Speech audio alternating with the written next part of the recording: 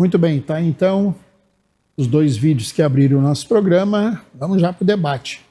Ricardo Frota, boa noite. A sua análise sobre o tema que abre o nosso programa de hoje. Boa noite, Cícero. Boa noite, Ramon Cujuí. Boa noite, Herbert Lins.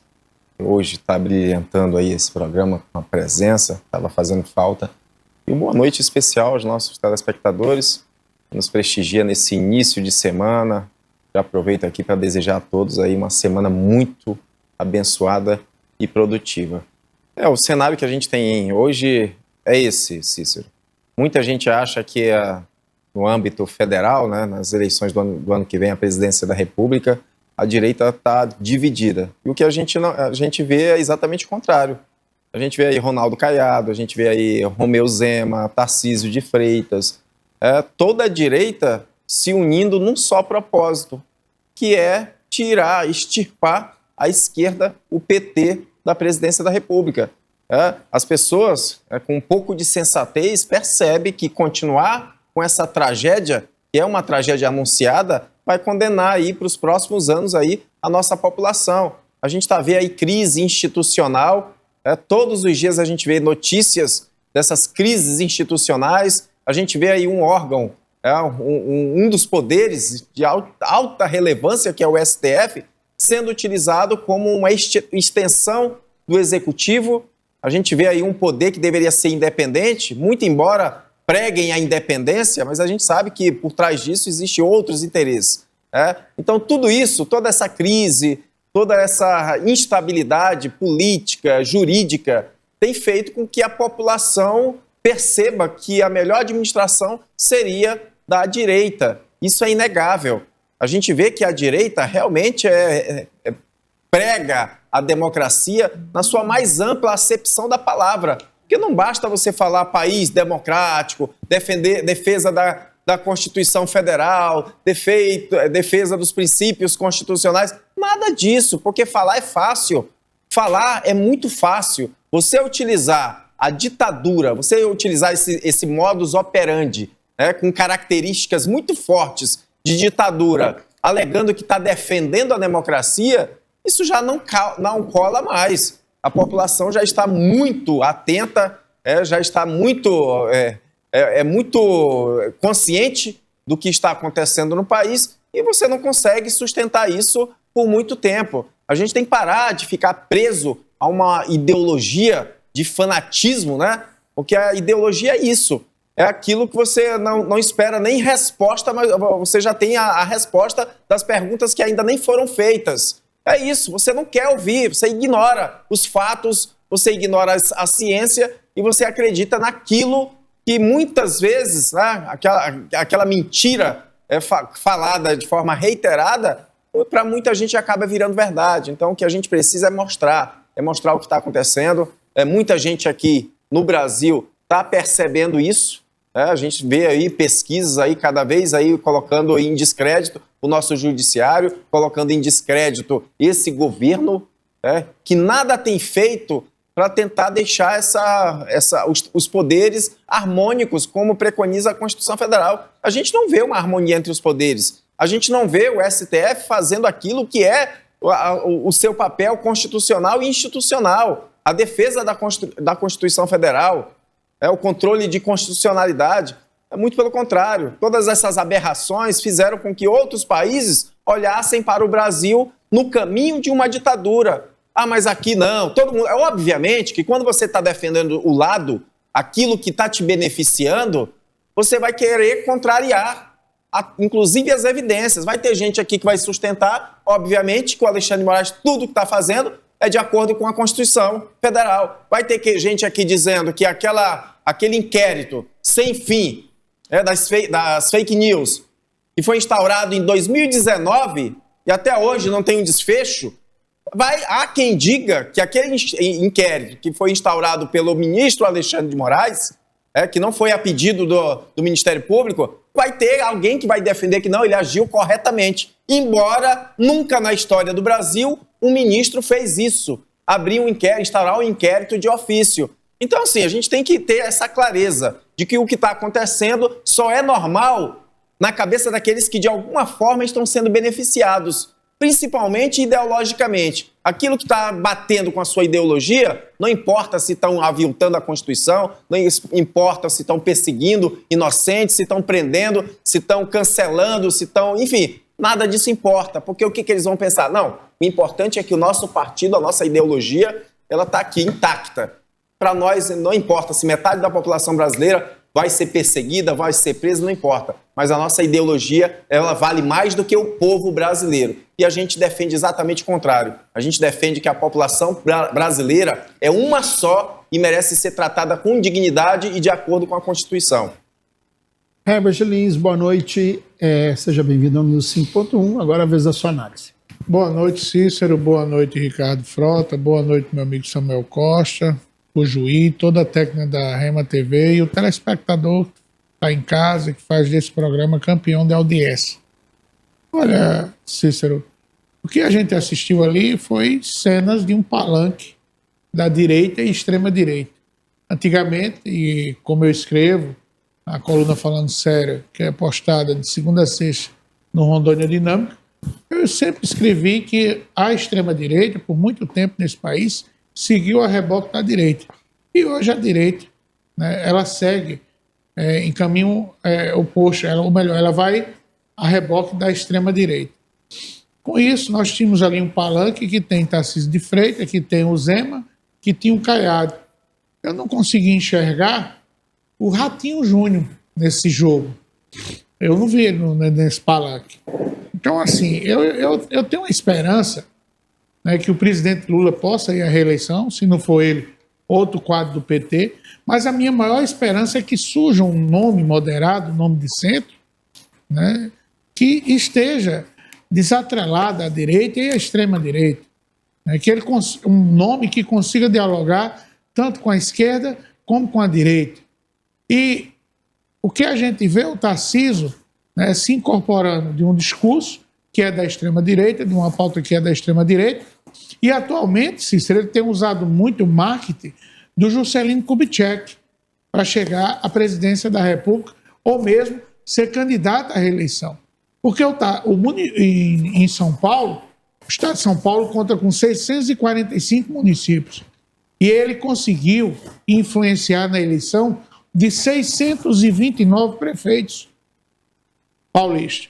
Isso quer dizer que ele está com uma força política muito grande em São Paulo para a reeleição. E aí ele se aventurar numa disputa nacional para candidato a presidente, que ele é desconhecido no Nordeste e na própria região Norte, fica difícil. Onde quem alimenta a candidatura de Tarcísio é essa bolha da extrema-direita. E assim, eu fico pasmo, né? Eu fico pasmo com o discurso, com a fala do nosso amigo aqui de bancada, o Rodrigo Frota, porque ele faz uma ginástica mental. Rodrigo, tá pensando em quem? Rodrigo? O seu irmão, o Ricardo Frota, que ele faz uma ginástica mental, uma ginástica mental, né, para defender aquilo que é indefensável, que é o ex-presidente Jair Bolsonaro. Já virou a página, já foi o Ricardo. Eu nem falei o nome dele. Novos. Eu nem falei o nome dele. Pautas novas. Não, tu tá confundindo. Assim, eu nem falei o nome dele.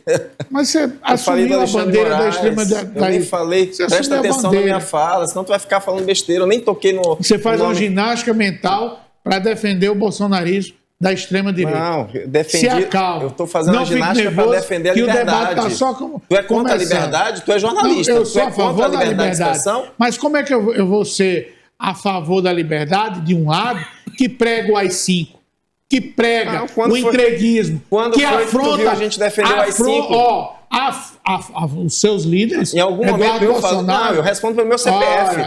Eu respondo pelo meu CPF. Negativo, não venha me atribuir culpa que eu não tenho. Político negativo. Que leva a bandeira dos Estados Unidos para o nosso Congresso defendo Nacional. A democracia, isso defendo a liberdade e defendo a sua liberdade como jornalista, como colunista. Aliás, um colunista com muita visibilidade aqui no estado de Rondônia, ninguém vai entender, que deveria zelar pela democracia e pela liberdade. Você deveria estar aqui comigo, endossando as minhas palavras. Viu como é que é a extrema-direita? Desse jeito ela grita. Ela quer ganhar no grito. Muito bem, Ramon Cujuí, boa noite, seja bem-vindo a mais um News 5.1, a sua análise. Boa noite, Cícero. Boa noite, Ricardo Frota. Boa noite, Herbert Lins. Fazia dias que nós não vimos. Já cheguei com todo o gás, né, Cujuí? É um prazer revê-lo. Renovado. É sempre um prazer ter você na bancada.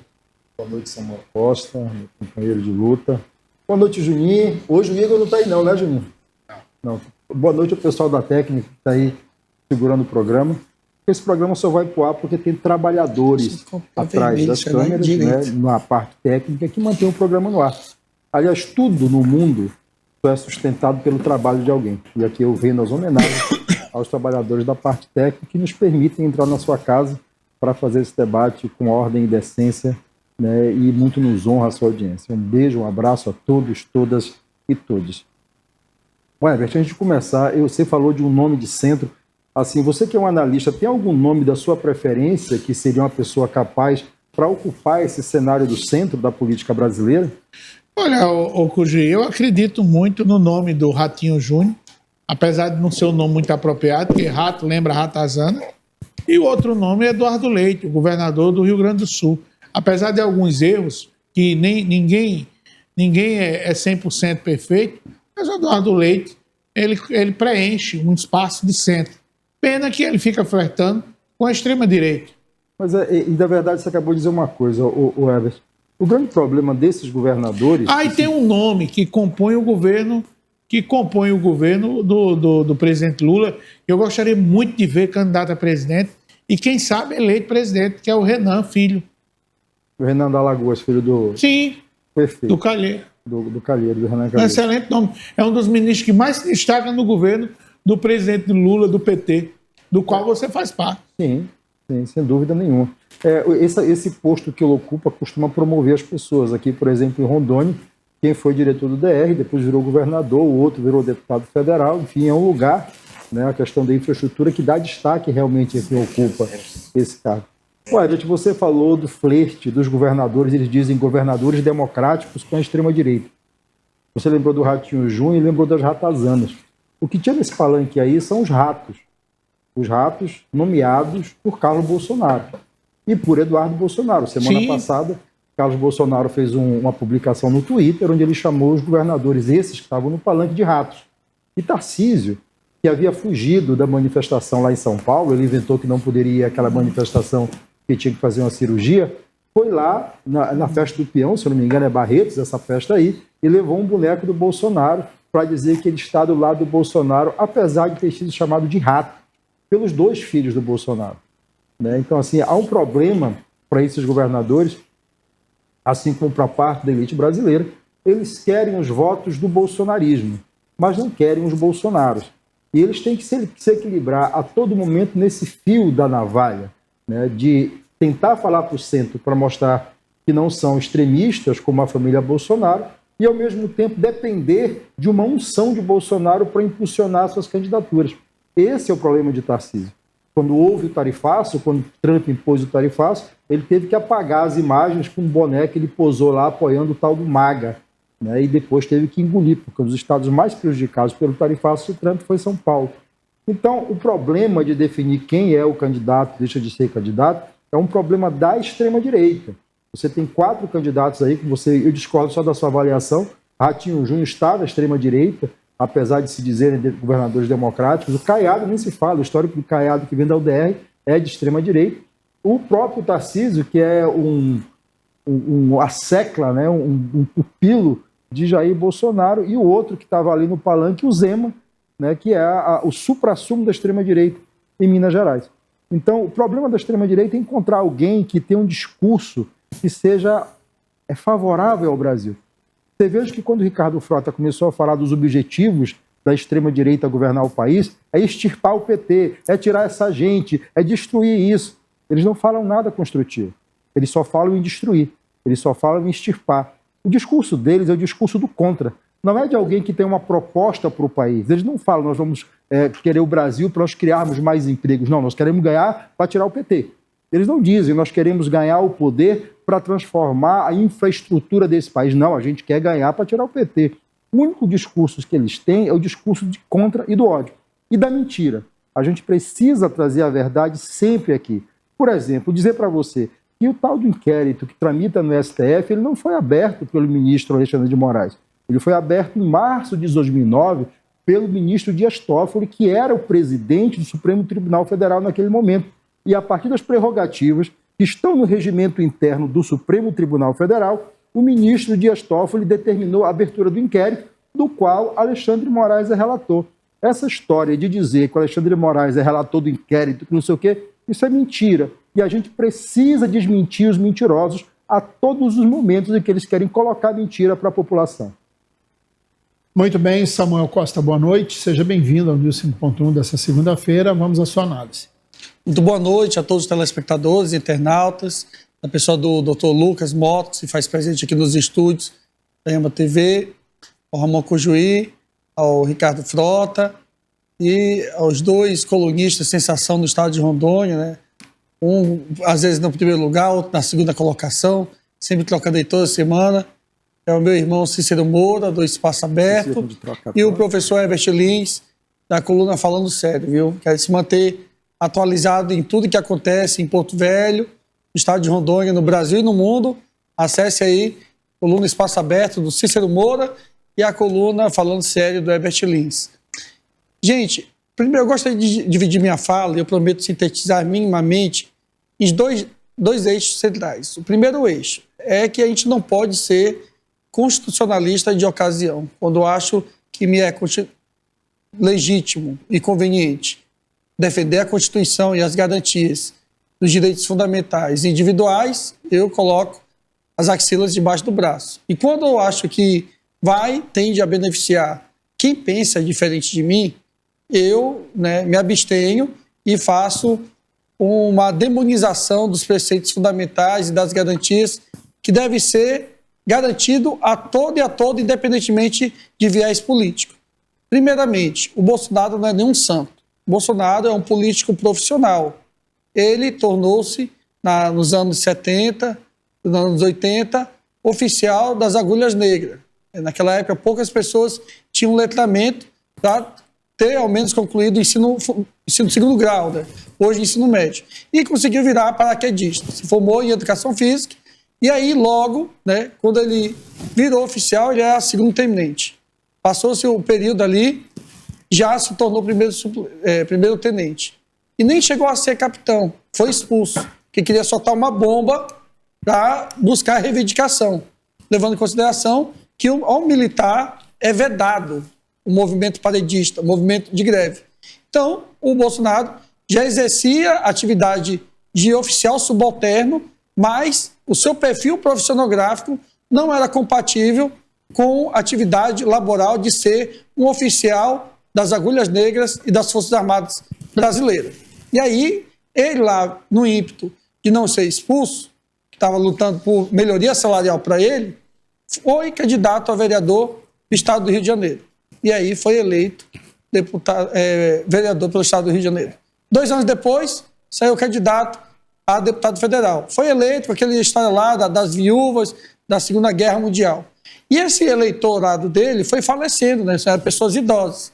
E aí ele foi ter que se adaptar ao discurso ao longo dos anos para ficar quase 3 décadas na Câmara de Deputado Federal, com apenas 2 projetos de lei apresentados. Então tem que ser muito incompetente para ficar 28 anos. O doutor Lucas aqui tem 27 anos de idade. O Bolsonaro ficou 28 anos só na Câmara dos Deputados e teve baixa qualidade legislativa. Tu pergunta para um homem sério, Luiz Cláudio da Agricultura.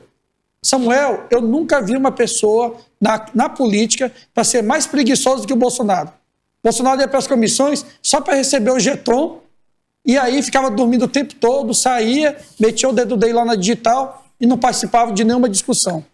O Lindon Magasson, que é aquele camarada que ficou na ponta do pé, com o dedão inflamado, e hoje é prefeito aqui na nossa cidade com a irmã Candeido de Amari, disse: Samuel, eu vou falar uma coisa para ti, eu tenho dificuldade em argumentar nas comissões temáticas, mas eu sempre estava ali presente. O Bolsonaro também nunca participou.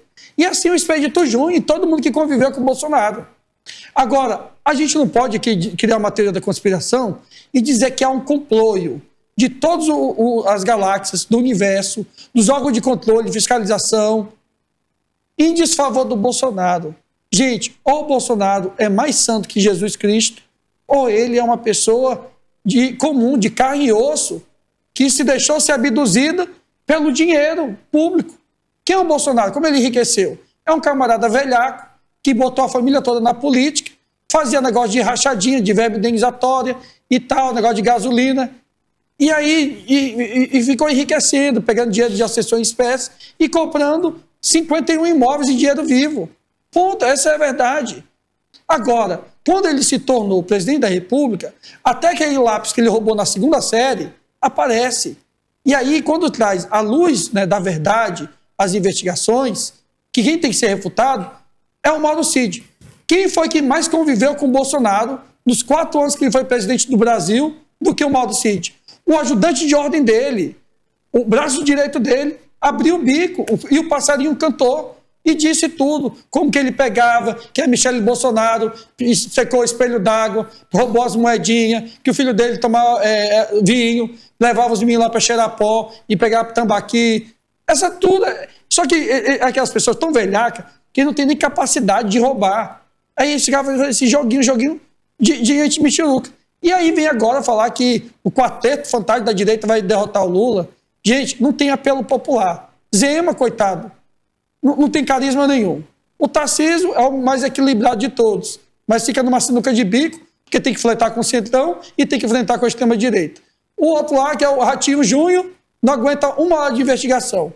E quem é o outro lá, professor Herbert? O outro rapaz, Cícero? Eduardo Leite. O Eduardo Leite, assim, eu tenho uma deferência muito grande por todos os nossos irmãos que são homossexuais.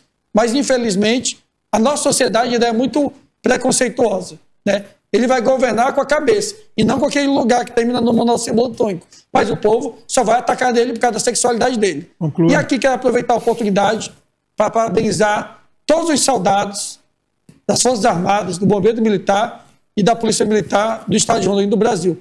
E apesar de Rondônia, nesse momento, não ter nenhum único soldado do Bombeiro Militar e da Polícia Militar, eu espero que o governador faça um anúncio aí de abertura de concurso público para investidura do fortalecimento dos nossos praças soldados que estão em falta. Todo mundo foi Muito promovido bem. a cabo. Muito bem. O Ricardo pediu um tempo extra. Vai lá, Ricardo. Então, o juiz falou que a direita não tem um plano, um projeto de governo. Pelo contrário, o juiz. Quando a gente fala que quer extirpar a esquerda, o PT, isso daí é o maior ganho que a gente pode oferecer para a população. Quando você tem na sua casa um cupim, uma praga, né, você pensa em quê? Em extirpar.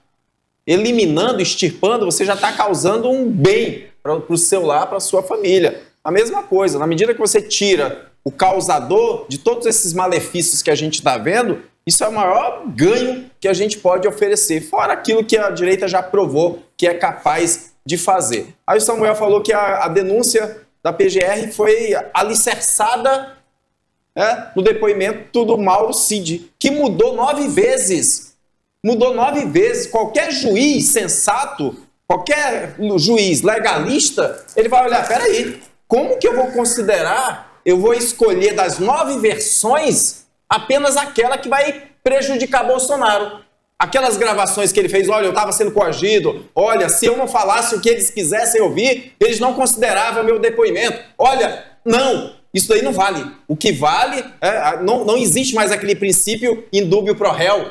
Não existe. Na dúvida, em favor do réu. Agora, segundo Alexandre Moraes, indúbio vai sacanear, vai prejudicar o réu, né? Então mudou tudo. Essa é a dinâmica deles. Eles mudam tudo por conveniência. A direita. Você já viu? Falando aqui para vocês, uma pergunta rápida. Você já viu alguém, Herbert Nis, ultimamente, recentemente, alguém da esquerda ser investigada? Algum mandatário ser investigado, ser caçado? A gente viu o Deltan Dallagnol ser caçado, a gente viu o deputado estadual ser... Uma série de pessoas sendo prejudicadas. Só da direita. Por que é isso? Dá pra gente dizer que a gente tem uma corte séria?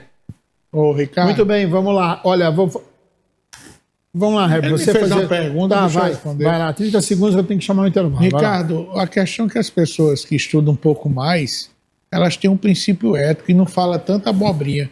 Hoje um professor universitário me perguntou como é que é recém-chegado em Rondônia para fazer seu pós-doutorado na Uni, no Departamento de Geografia, como é que consegue conversar com um imbecil e com um idiota? Ele não está tendo argumento nem no momento das entrevistas de pesquisa de campo. Aí eu disse, olha, é você assistir o programa da Rema TV News 5.1. Lá você vai ter algumas espécies para ser observada, né, que defendem o que não é o óbvio.